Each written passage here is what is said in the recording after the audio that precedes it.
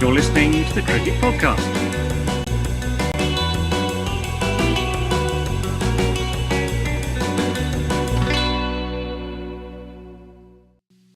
Hello everyone and welcome to the Cricket Podcast, where we're going to be talking about Australia batting and batting and batting some more. I'm Jack Hope. I'm talking to you at the end of day one of the World Test Championship final, and I'm joined by Max Rowe-Brown to go over the details of all of the batting. How you doing, Max?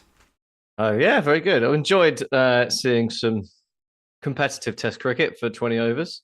Yeah. And then I guess I also enjoyed the rest of it a little bit, but not quite as much. Yeah, I mean, like, maybe we could just talk about the first 20 overs. First 20 overs, it really did feel like a final. It felt like there were punches thrown by both sides. India probably on top with the early wicket, and then Warner timing the ball well. Then the Lord comes in just before lunch, and you thought, oh wow, this game's really set up for something good. It could go either way, and then Steve Smith. I mean, it's a thing we've seen before.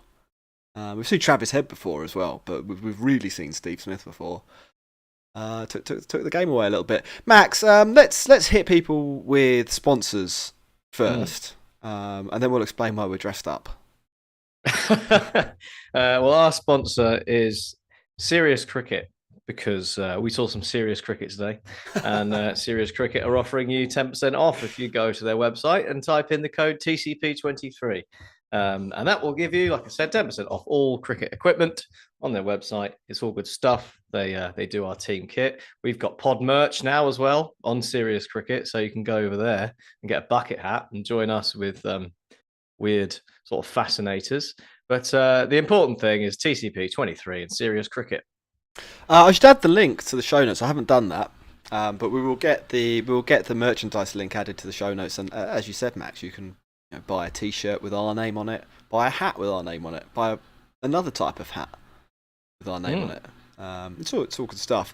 Max, do you want to summarise the day? In fact, before you summarise the day, I'm going to give a shout out to anybody from India that is tuning into this live. Well done. You like punishment and pain way more than I do. So thanks. Do hit like, do hit subscribe as well if you're not. And if you're an Australian, leave us a little comment. Say hello. We don't get loads of Aussie representation. Come and tell us how you're going to completely destroy us in the Ashes after this. Yeah, I mean, like you say that, but I'm not scared. I'm not scared after that performance. What happened in the cricket, Max? Well, like we said, first 20 overs were very interesting indeed. India won the toss, chose to field, inserted Australia, and with a little bit of cloud around, and the ball doing a bit, it looked like not a bad choice. There was some juice in the pitch. The odd one was leaping. Labuschagne was wrapped on the hand when he got his turn to bat, which wasn't after very long because Usman Khawaja perished for a 10-ball duck to Siraj. Siraj and Shami both looked pretty tasty with the new ball. Charged a little bit with bowling too short at the start, but once they did pitch it up, they looked pretty tasty. Marnus Labuschagne had an interesting stay, weathered a few, played and missed at a few. It looked like he was going to be on for one of those 100s that look extremely lucky, but just after the lunch break, Shami did pitch one up and castled him, and that brought Travis Head to the crease, didn't it? And Stephen Smith and Travis Head did not look back. One somewhat faster than the other. Should also give a shout out to the Lord, who, despite his figures of 1 for 75 off 18 overs, which look pretty unfortunate, he did start the day bowling very nicely. And he was probably about the only one who had Steve Smith looking like he was in any trouble. But once sort of the early shine was bashed off the ball by Travis Head, it was a processionary last half a day plus, really. Yeah, it was a little bit. We'll talk about that in a second. If you're watching on YouTube, Max and I have chosen to dress up a little bit. I'm wearing sunglasses. I mean, let's say dress up. There's not a lot going on, is there? But by the standards of cricket podcasts, this is wacky insane. And Max is wearing a Pokemon hat. The strategy here is it's to entertain Like our YouTube audience, if you don't know, tilts massively Indian, and our podcast audience tilts massively not Indian. What we're doing is we're entertaining all the brave souls from India who are watching us live, who we're hopefully putting a smile on your face. And if you're Yeah. not from India, now you've got an incentive to head over to YouTube and click subscribe rather than just like listening to the podcast on the train to work, or whatever you do.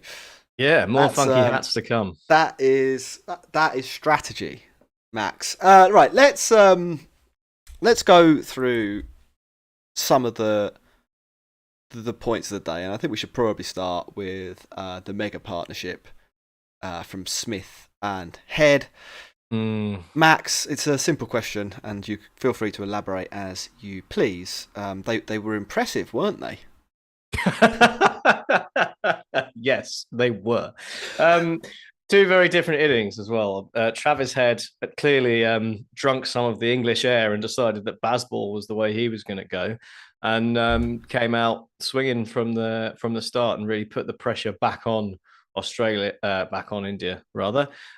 Just as they'd got that wicket of Labuschagne, and it looked like they'd sort of wrestled back parity really in the first session or so of the day. It was a really timely point to put his foot on the gas, I thought, and he just looked really really impressive and quite worryingly so. Steve Smith, on the other hand, just decided he was going to be part of the furniture, which he so often does. He looked, like I said, aside from that sort of few overs from Shardul Thakur where he got the ball to move around a bit and had Steve Smith squared up from time to time.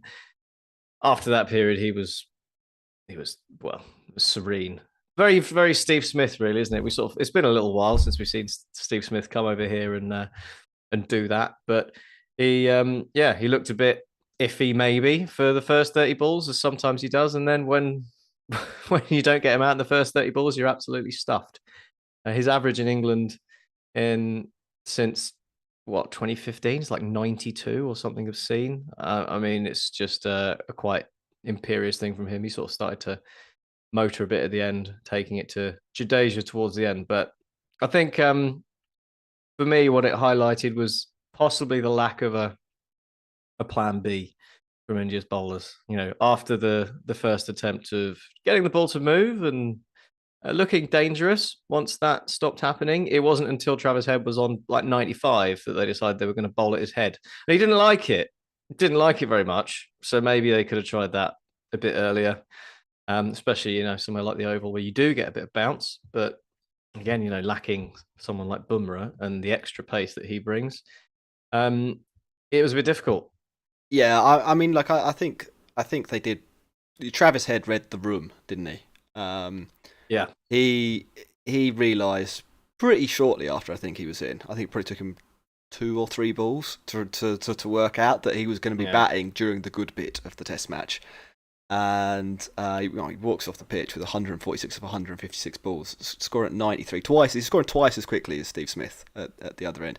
I mean, Smith's done well, hasn't he? He's basically got his team through a tricky period and stopped the wickets at one end while Travis basically soaked everything up and exactly allowed the other guy to do what he wanted. I mean, 22 boundaries and 22 fours and a 6, so 23 boundaries for Head as well. I mean, he really flayed the Indian bowling. It's a fantastic day for Australia. There's no other way of putting it. If you were going to look at what the best possible day for Australia could be, realistically speaking, 400 for none. Yeah. I think the only way this could have gone better is if Warner wasn't out, because he was looking good, and maybe he gets a ton too, and they get 20 more runs. Like they're probably 20 runs away from the best possible day that they could have had, which is nuts. Umesh came on and bowled him into some form at just the right time. That was good of him. Cheers, mate. From an India point of view, I think I agree with you on the plans point of view. I mean, we should. There's a few points here, so remember these because I want to go through them all. We've got the length that they bowled. We've got the bowling tactics that they used with the bowlers that they had available, and then we've got Ashwin. So I want to talk about all 3 of those, Max. Which one of the 3 would you like to talk about first? Let's start with the length. Is that the first one you said? Yeah, right. So it was mentioned quite a few times on commentary and around in general that India might have bowled a little bit short, and I would agree with that. I think they bowled a length that would have been good in England 2 years ago, and is now, for ball reasons, basically no longer such a good length to bowl. And I'm specifically talking here in the first sort of 35, 40 overs. I think they bowled a little bit dry when they should have gone hunting for wickets and accepted that they might have gone for a few more runs, but they might be, at the end of the day now, it might still be 327, but they might be for 8. In which case India are thinking, wow, we took a bit of a hammering, but like we're wrap them up early tomorrow and we're probably, we're in a really decent place to win this match. I think there's been basically a change. Like, you don't have the luxury with the Duke's ball as it is at the moment of knowing that it will swing later in the innings. So just bowling dry and sort of hammering that slightly back of full length, or slightly back of a good length maybe, that means you're wasting the 35, 40 over window where the ball actually is very difficult to bat against. And what that means is that although your figures look very pretty, and they largely did, Shardul Thakur was going to 2 and over at one point. Siraj and Shami bowled great first spells and were good after lunch as well. But to have only 3 wickets on the board at that time was a worry. And then as the ball goes soft, you're kind of screwed, because you've got 2 middle order batters in who are comfortable with seeing it well and aren't under any pressure from a wickets point of view, because they recover the position that they're in so quickly. They went from 70 for 3 or 75 for 3 to past 100 at nearly a run a ball. Head came in and on 40 30. You almost want to take the option of leaving on length out, don't you? That's the Yeah. And we saw it a bit from a couple of the LBW shouts as well. When there were a couple of reviews. The first one was a hell of a lot closer than I thought it was looking real time. It looked like it was nowhere near. And then the second one they reviewed was going over by quite some distance. I think we should probably give some credit from that point of view to the way Labuschagne batted, because he was batting about half a yard outside his crease. And that pushed them back. And that's good batting by Labuschagne. You have to say that as well. And Labuschagne's obviously watched and has played in England with this ball, so probably has a fair understanding of what the conditions are like from a first-hand point of view. But will have seen what England have been doing in Test matches, which is trying to get people off of that full length and push them back down the pitch, because you know that you can cash in later. Head certainly knew that you could cash in later, and I think played a marvellous lock. So that's the first of the 3 things. I think India, that I don't think is a terrible mistake. I still think they bowled well up front and were potentially unlucky not to pick up another wicket or 2. But I really think you have to throw caution to the wind at the moment with the way the Duke's ball is, and particularly on flat surfaces like this, and just hope that you do pick up 4 wickets early in the day, because it makes everything else so much easier. And so that's point 1. Next point, what was the other 2? We've got Ashwin and we've got bowling plans. Yeah, so we go bowling plans. Okay, so bowling plans wise, I don't know about you, but India today reminded me of England when they go to Australia. And I'll talk you through the process. Right, so they picked 4 identical bowlers basically. They've got two opening bowlers, and then there's their first change and their second change bowlers. They're just 2 more opening bowlers basically. But they're not quite as good as the first 2 guys. Or as fast. Or as fast. So the opening bowlers, they bowl a really good first spell, and people are thinking, they could nip some early wickets here. Then they turn the ball over to first change. And they continue to keep the pressure on, but don't really blow the game open, and don't ever really threaten to blow the game open. So you get to lunch, 75 for 2, and as a spectator, you're thinking, actually, India are bowled pretty well here. It's going to be a really fascinating session after lunch. They throw the ball back to the opening bowlers. They get another breakthrough. The ball's still moving around a little bit, and you're thinking, oh wow, this, they're actually doing well here. They probably, for the first time, increased their chances of winning the match. And then the ball stops doing anything, and they go back to the first the change bowlers, and they're rubbish. I mean, not rubbish. They're obviously like decent cricketers and decent bowlers, but for the conditions, It is like they can relax. They've just got nothing that is threatening at all. It's like the level of amateur cricket we play at. Whereas if you come up against a team who've got a pair of really good opening bowlers, more often than not, you can't just go like, let's just see them off because they're only going to bowl like 8 or whatever, and we can cash in elsewhere. And it was that kind of vibe. Yeah, and then from that point, you're in quite a lot of trouble. You've then got a spinner who's really a defensive option on day one, and that might be a bit critical of Jadeja. I might be conflating him a little bit too much with Jack Leach in down under there, but like he didn't really look like a threat himself. And your opening bowlers, the actual good guys here, so Siraj and Shami in this case, but Anderson and Broad if you want to you go with the allegory and talk about England in Oz. They then have to start trying things to get wickets, and that isn't really a position you ever want to be in a Test match where you're sort of doing one of two things. You're either looking for a miracle ball, or you're just bowling the most defensive line and length of all time that's never going to take a wicket, and you're just sort of delaying the inevitable. And I thought India sort of oscillated between miracle ball and let's just bowl really defensively and put everyone on the boundary and hope for the best. And then, we'll go back for we'll try the miracle ball tactic again. And it just, at no point after 35 overs did I think India realistically had a plan that might get them a wicket. I think there are a couple of other things in there in terms of tactics. You talked about bouncers. They just didn't use that as a tactic. Sometimes we're critical of England at the moment about but overdoing it. Yeah, after 40 overs, they go really hard on it. But in some circumstances, it makes a lot of sense. It's it's actually boring. been quite successful as well. It is a bit negative. It looks stupid. But if you aren't generating chances with conventional 81 mile an hour, no swing, no seam movement bowling outside off stump, and you're going at 4 and over because Travis Head's just smacking you through the line of the ball, maybe you need to mix it up there. So I don't know if you would add to or contend with any of those points. I think it's a pretty reasonable assessment. I mean, you are limited with what you can do. Especially, like you say, with the lack of your main asset in, probably the best bowler in the world. And that does rob you of something, and a bit of something, a bit of extra pace or whatever it is that can get you that wicket. It wasn't the kind of day where it was going to reverse. There was possibly a sign of it really late, but by that point, it's not relevant because you're going to take the new ball.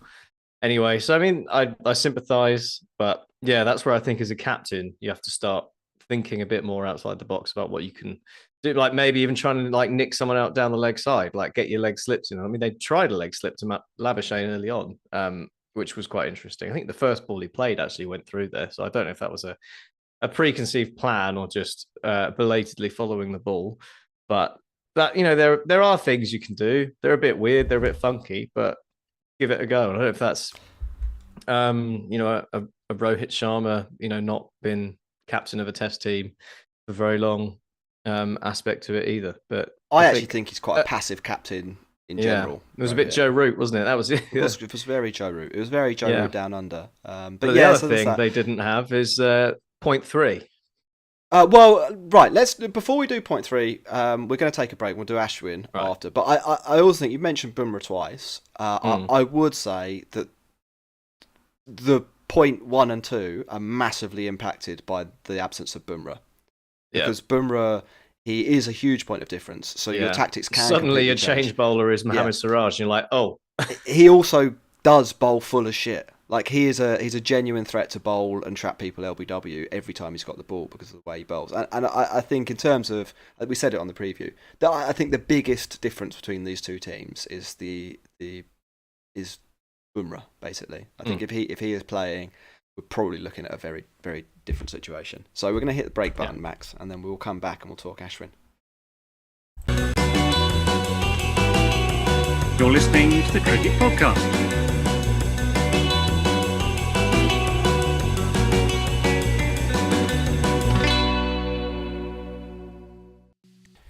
Welcome back, everyone, to part 2 of the Cricket Podcast's wrap of day 1 of the World Test Championship final. We talked about India's lengths, we've talked about tactics, we've talked about head. We haven't talked about the man. We've talked about one of the men who wasn't there, Bumrah. We haven't talked about the man who is there but wasn't there, Ashwin. India made what we assume was a late call to go with. We don't really know whether it was Shardul or whether it was Umesh Yadav. It kind of doesn't really matter between either of them, I don't think. They made the decision not to play Ashwin. That's the key point. Max, with the benefit of hindsight, was it a good decision? Hindsight is 2020, as they say. Yeah, I mean, I wanted Ashwin in when we did the preview on Monday, and I would stand by that. Now I can see why they went for the 4 pacers and Jadeja, but there's more than just what happened today. I think to think about with this. Firstly, picking the 4 pacers kind of meant they had to bowl first, I think, because you don't have necessarily the attacking spin option to try and bowl a team out day 4/5 maybe with both the spinners. And the other thing is you're saying, well, if we're bowling first, if we're going to bowl first, you're not going to bowl first with 2 spinners probably.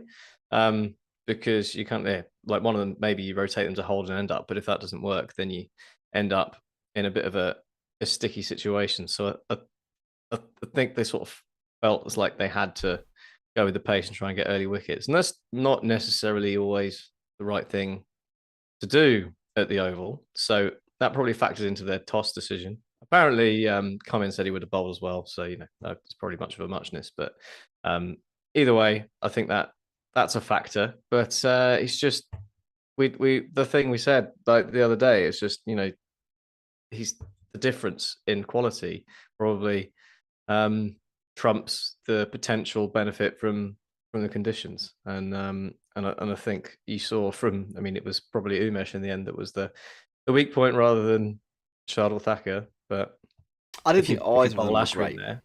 No, if you bowl Ashwin instead, he's probably not. He might not take any wickets either, but he's probably not going to go for 4 and over. Well, I mean, I think that's a big one. I mean, I say that neither of them were great. I think Shardul Thakur was better earlier in the day, but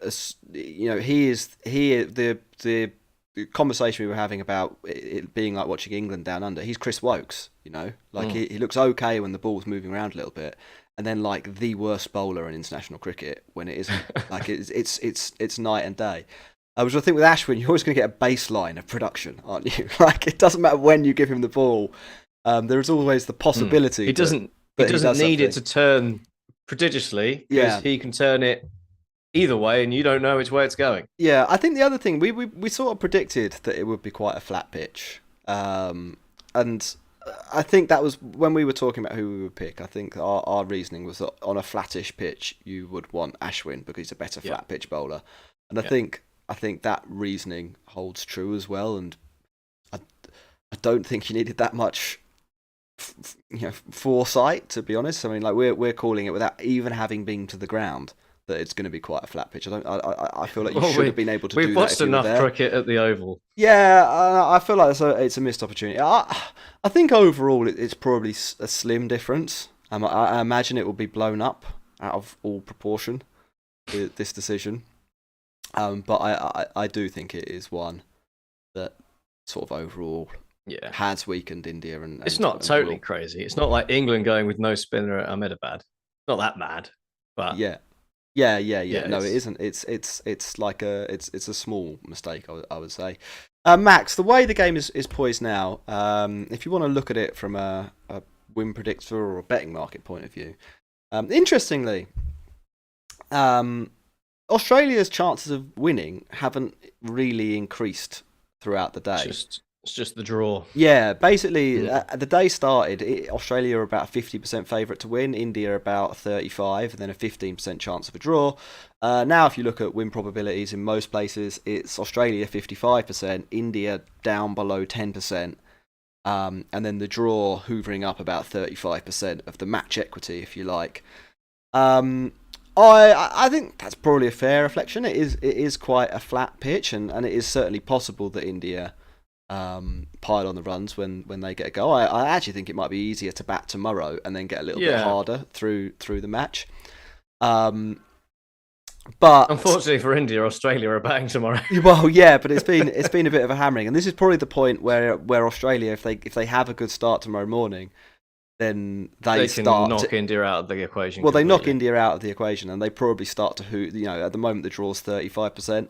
If Australia bat to lunch without losing a wicket and a 430 for 3, which is a possibility, those Indian bowlers are going to be sore, and Smith and Head are going well, then I think Australia suddenly look like mega favourites, and they've got many routes to victory. They can sort of time declarations when they want, and so on. 55-35-10, is that about right, Max? Or do you think India have got an improbable route to victory that we're not taking into account? I think if anything, the 10 for India might be a little generous. The only route I can see for India is that the second new ball ends up being completely productive. Steve Smith and Travis Head have a really bad night's sleep, and we come out in the morning and India skittle the last 7 wickets for 50 runs, and everything falls in a heap. And then they've got a shout, but even then they still have to bat pretty well. They've still got to put up 450 plus, I reckon, if they want to win the game, because they are going to be batting last, and the pitch will deteriorate a bit, and Nathan Lyon becomes a factor. So, and actually, I think you're going to have to be ahead of the game, and as the team batting second, you're going to want to be ahead of the game if you're going to win it anyway. So I'm not bullish. Yeah, I'm not massively enthusiastic. I think another problem for India is that I think the weather is going to get worse. Well, it's obviously not a problem for the draw, but there is some rain predicted for Saturday and Sunday afternoon now, so it looks like reserve day might be required, and I think there's rain predicted for that as well. That's obviously not good for Australia. Most rain is predicted for the reserve day in terms of winning, but it also means that you're likely to see India having to bat to try and save a game at some point, or in poor conditions visibility-wise, with the ball moving around, and potentially a quite well-rested Australia attack who are getting to come on and off the pitch. I mean, do you remember, was it last year, Mohammed Shami bowled a 20-over spell because of rain breaks against England? Like that is not what you want if Pat Cummins has got the ball, is it? I also think on this pitch, and this is why I think the draws may be overstated here. I think there is the possibility that India roll Australia tomorrow morning. It's a very slim possibility, but I think that could happen. I think that the Australia attack will be more suited to this pitch than the Indian attack. I think Cummins, they've got a little bit of extra pace, so and I think the bounce will be the big one. I think Cummins and Green, they just bowl from higher than the India. They're more suited to these pitches. Boland is a pretty good exponent of line and length and bowling on flat pitches himself. And then you've got Stark as the wild card who can bowl fast and full. And if you've got runs on the board, it doesn't matter if you hit him for a few boundaries. He's a wicket ball man, isn't he? Like he is somebody you can send to go searching. And finally, I think actually this is the sort of pitch where you get a little bit of extra bounce that brings Nathan Lyon into the game too with his overspin. So if I was an Indian fan, I'd not necessarily be looking forward to the rest of the test, and I'd be disappointed that the groundskeeper has prepared like a an MCG style pitch or a Western Australia Wacker style pitch, maybe not Wacker style, but certainly with a bit of bounce to it. India could put on the runs themselves, so it's not inconceivable. Let's not forget that India's batting lineup is full of class talent. I mean, Rohit Sharma played alongside KL Rahul, in England in that tour a couple of years ago. Played some really good innings against a moving ball, and got through some really, really tricky phases. Virat Kohli is Virat Kohli. Pujara has been playing county cricket here, for years, and has been this season as well. So he'll be ready for the task. And Shubman Gill is Shubman Gill. He's the next cab off the rank of greatness from what we can see. So there's certainly opportunity for India to rack up some runs, and get themselves back into the game. But like you say, with the time aspect to it, them actually winning it, I think, seems very unlikely. Certainly draw is very much on the card still. We've got a few questions through, and we'll get to them now before we wrap up in 10 minutes. The first one, it was a question we had through from our Discord, kind of through our Discord, but I thought I'd touch on it. I thought it was an interesting point, and you can join our Discord actually if you sign up as a Patreon, patreon.com/the Cricket Pod to keep the show on the road. Lots of benefits there, and you can find out all about that by clicking the link in the show notes. The question was something along the lines of like in matches like this. It always looks like, well, why are we not taking the draw more seriously at this point in time? And I wanted to talk about that from the perspective of sort of what an average day's batting is in these conditions. And I think the reason that Australia are so far ahead of the game is that they have far exceeded what an average day's batting on this surface would be. I think this was a 300 for 7. Type pitch. I think India probably were a bit unlucky and maybe bowled the wrong lengths before lunch, and tactically were a bit naive later in the day and didn't have a particularly varied attack. I think Australia v this India batting lineup, roles reversed. I would have 300 for 7 as an average day. Now we're in a position now where if India have an average day with the bat, they're going to lose the Test match. Like they have to have an above average first innings to draw the game.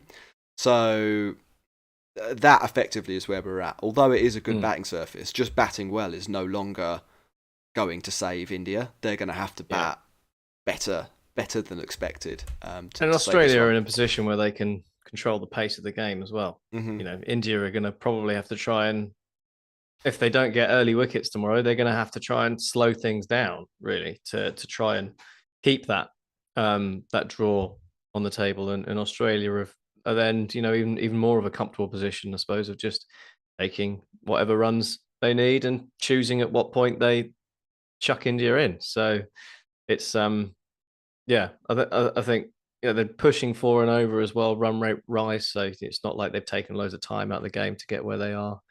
We've been spoiled, obviously, by watching England score 500 in a day. So 327 seems like measly in comparison, but it's still quite a lot in one day. So, I think that's a fair assessment of things. Cool. Right. So questions. Raghu asked simply, where is the India team? Do you think they didn't show up, or what? Well, only a few of them got to have a go at showing up.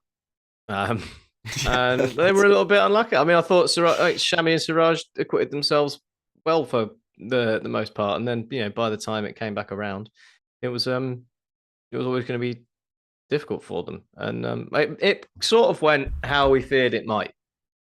I don't think you can really lay too much blame at anyone's feet.